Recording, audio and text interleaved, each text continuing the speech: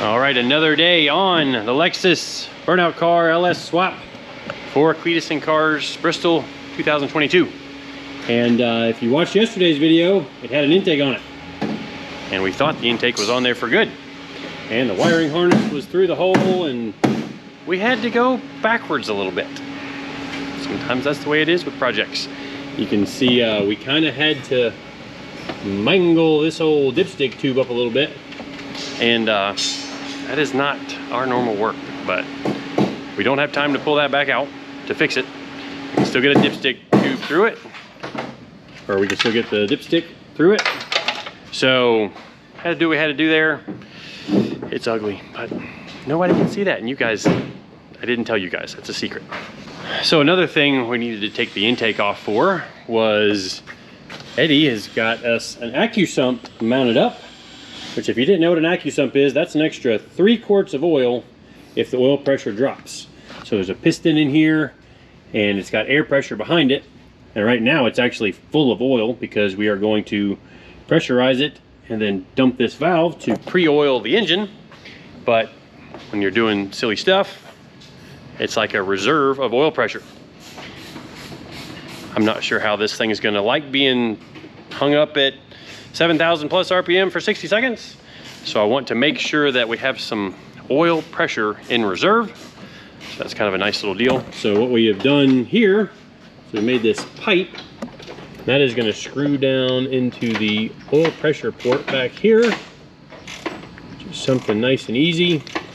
And then you can see there's a dot on it because I'm going to add another weld bung for the oil pressure sender. So do that real quick while the intake's off, and then I think the intake will go back on. No. Don't say it. No, I'm doing throttle cover right now. We got to put a bracket on it. Oh, we do have to. We could do that before. Yeah. Okay. So we got stuff to do. I can't say that it's gonna go on for good. Yep, I can't say that yet. Here we go.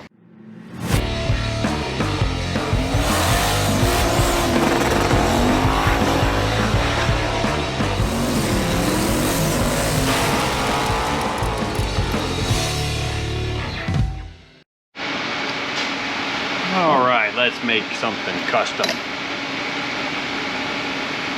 Weld up a little dot here.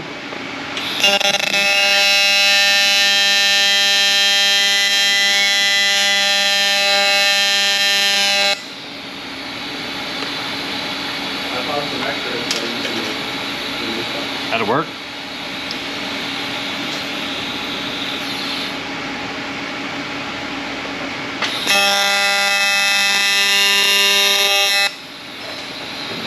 That's warm. A little warm.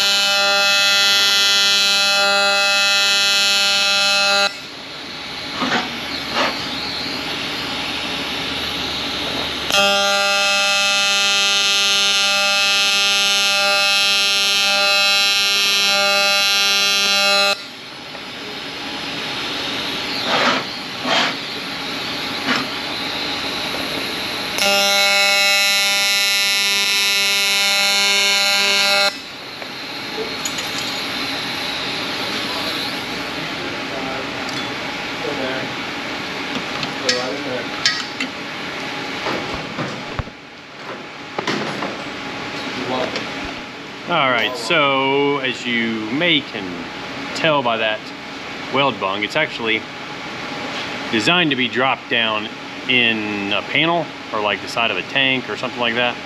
But sometimes you just gotta make it work how you need it to work. So we're gonna let that cool, assemble it, bolt the engine intake back on. Oh no, Drew's gotta make the tab for the throttle cable.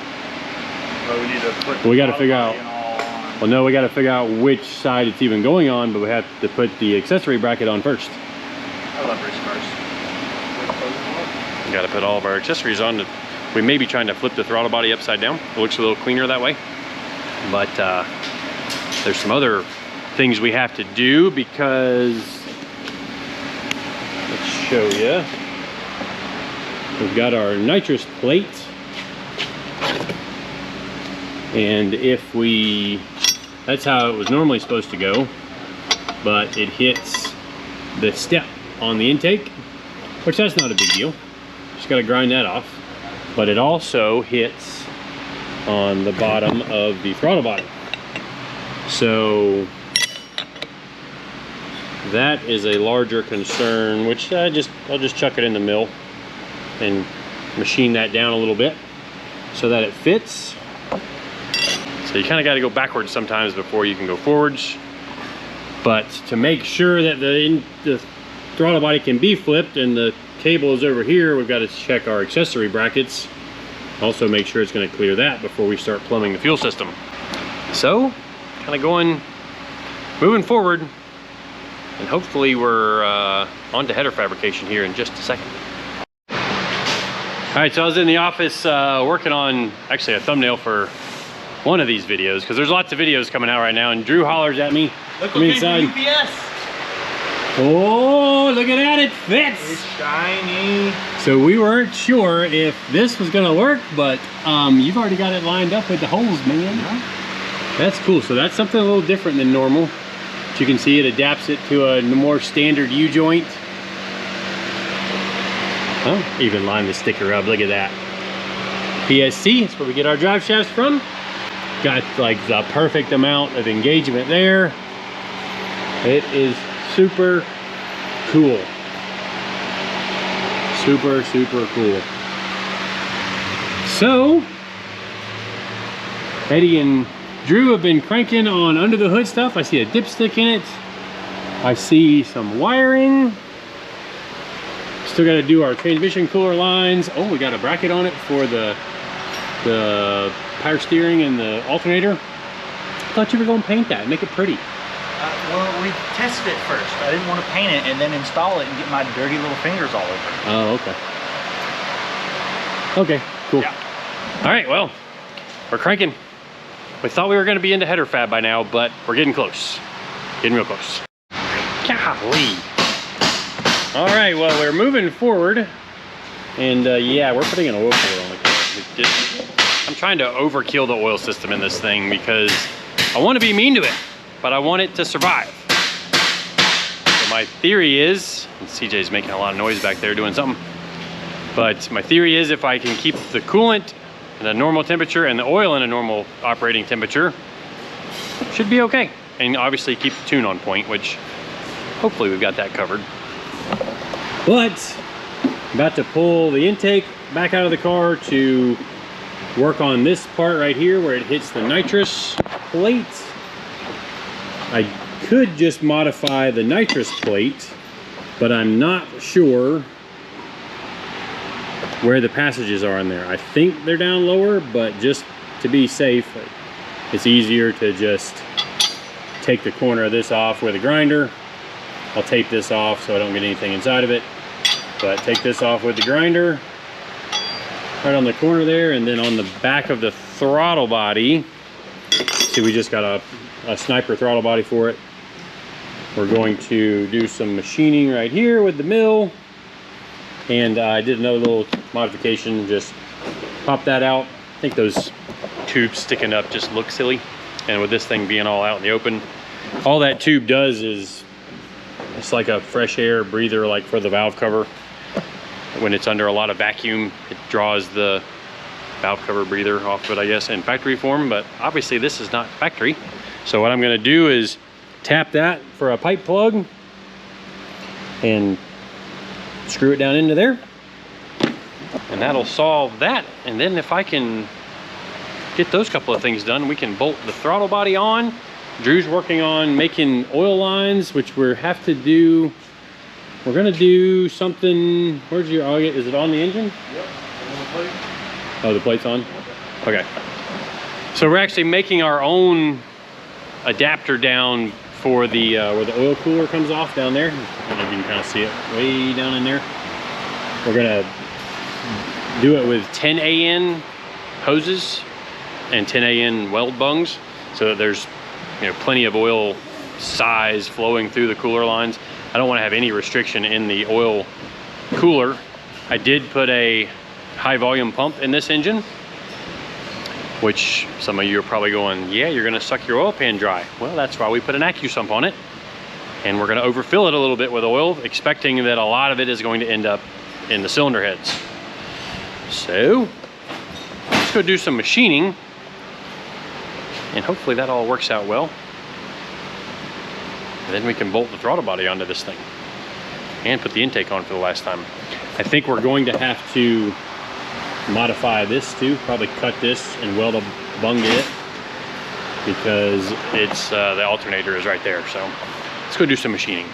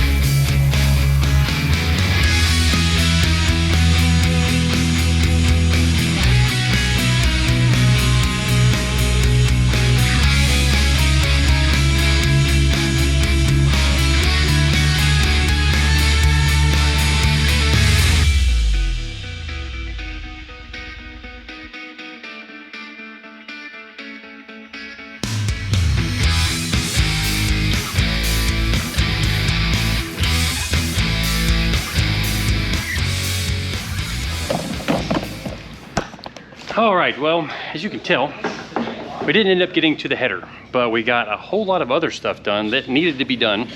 And it's probably better that we went about it the way we did, because now we know what is what. And yeah, we've got to mount our coils still, which the coils are going to mount down here on each side, down on the frame rail. We've got to hook our power steering up, which I've already kind of test fit this. You tighten up the power steering fitting when you had it out? The fitting, yes. Okay, sweet. So this dude here goes back around here somewhere and tightens up on the back of the power steering pump. And then our return line is going to hook right up there. I mean, like factory. Just like factory. I'm telling you, Toyota new. Except this is aftermarket. I forgot about it. It's AN is that definitely aftermarket. I just want to get it. I can't do it with one hand.